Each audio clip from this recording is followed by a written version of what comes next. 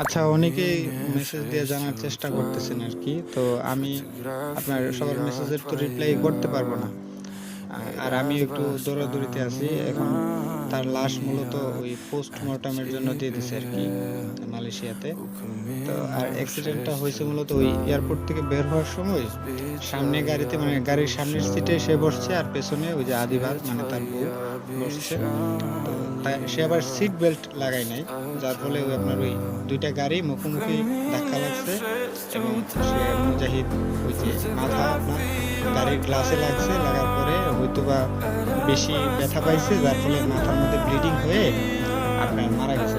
এখন আমি এ পর্যন্ত কোনো ছবি-টবিও পাইছি না। তবে আমি আমাদের এই এলাকার মানুষ পাশাপাশি যত সোর্স আছে সবাইকে মালয়েশিয়াতে পাঠাইছি। মানে যেখানে যাওয়া দরকার সেখানে পাঠাইছি। আশেপাশে যারা অনেকে আছে তাদেরকে পাঠাইছি। তারা আপনার এই সবকিছু কনফার্ম করছে। এখন আমরা চেষ্টা করতেছি তার লাশটা নিয়ে আসার জন্য। তো আপনারা যারা আছেন, আপনারা প্লিজ আমার বন্ধুর জন্য দোয়া করেন। সে আসলেই অনেক ভালো আছিল। আ আমি পরে আপনাদেরকে আরো আপডেট জানাবো। ওকে?